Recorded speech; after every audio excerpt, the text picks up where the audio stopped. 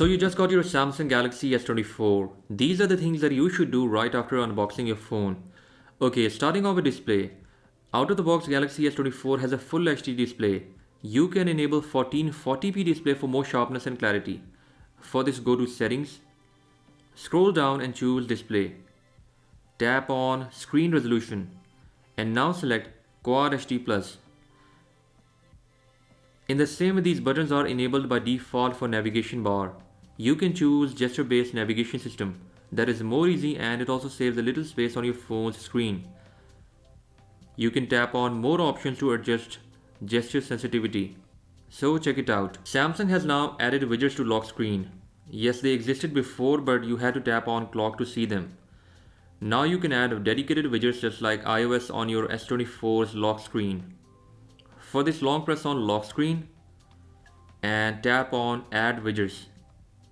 Now you can add multiple widgets from this list like battery, weather, clock and more. Next setting is related to recent apps. If you have enabled gestures, you can switch between recent apps like this or this. But there is even a better way to switch between apps and close them. For this, you have to download One Hand Operation from Google Play Store. This is an official app from Samsung, but it is not installed or enabled by default. Once installed, open this app and now you can adjust left and right side for multiple gestures like for opening apps and more. I have added task switcher to the right side and in this way I can switch between apps and close them easily. This is a really handy setting that is not enabled by default, so try it out. And by the way, which cases you are going to buy for your Galaxy S24. Right now I'm using this carbon fiber case from PITAKA. These cases are also available in sunset and moonrise color options. If you are interested, just check out the links down in description. Samsung has now added a new always on display mode that has been copied from Apple, but I think some people will like it. So if you go to settings, then display, here choose always on display mode.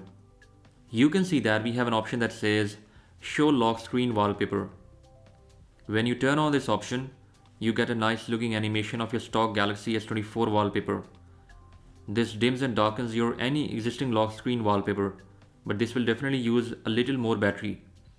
Also let me know in the comment section if you like this type of always on display mode or not. Talking about lock screen, by default you get this simple looking lock screen with a stock wallpaper, but you can make it more interesting by adding live weather effects based on your actual location. To enable this, go to settings, scroll down and choose advanced features. Now you will see labs. In labs you have to enable photo ambient wallpaper. Once enabled, go to home screen and long press on it. Now tap on wallpapers and style. Change wallpaper and tap on photo ambient wallpaper. Now add any image of your choice. So that's it. Now it shows live weather effects on your lock screen. Talking about wallpapers, now you can use Google's generative AI wallpapers. For this, long press on your home screen, tap on wallpapers and style. Here you will see generative option.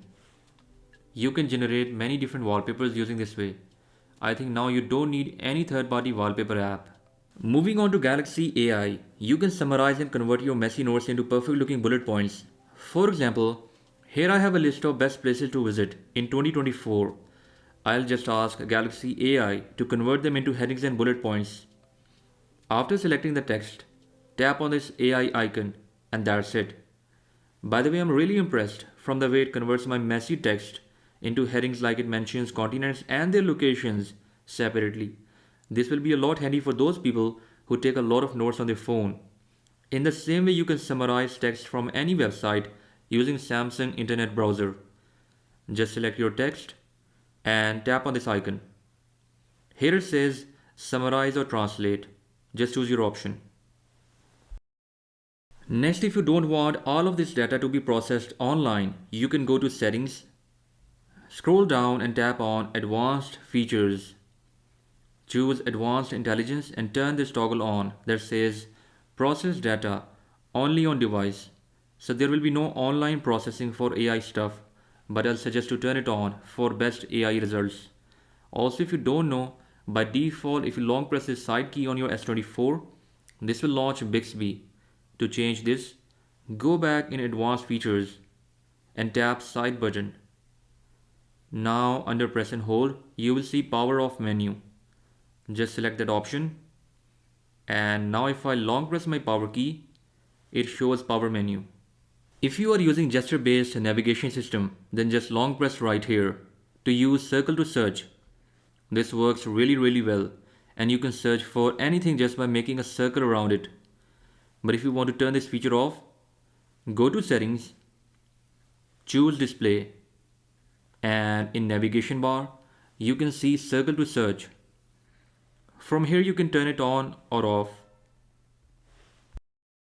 You can now record 4K 60fps video and switch between different lenses like ultra wide lens, wide and telephoto lens. This wasn't possible before, even with the Galaxy S23, while iPhone had this for so many years.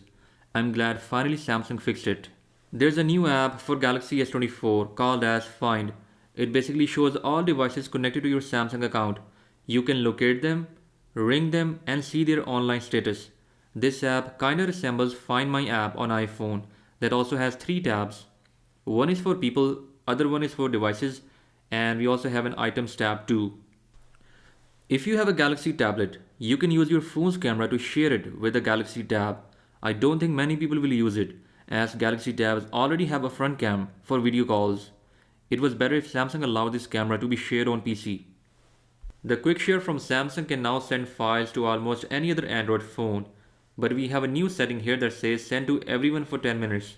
This isn't available on S23, but it will be available soon with One UI 6.1 update. Thanks to Galaxy AI, we have a new live translate option for calls. Once again, this is not enabled by default. If you want to try out live translation during calls, go to Phone Dialer, tap on these 3 dots and choose Settings. Tap on Live Translate and turn it on. Now choose your preferred languages. And that's it. Next you should save your battery health. For that, go to Settings, scroll down and choose Battery. Tap on Battery Protection and here we have Adaptive or Maximum. Adaptive mode will charge your phone according to your charging habits, while Max mode will stop charging at 80%. So these were some settings that are worth checking out after getting your Samsung Galaxy S24 and S24 Ultra. Make sure to subscribe as I'll be posting more S24 content soon. With that being said, I'll catch you guys in the next one. Until then, bye bye.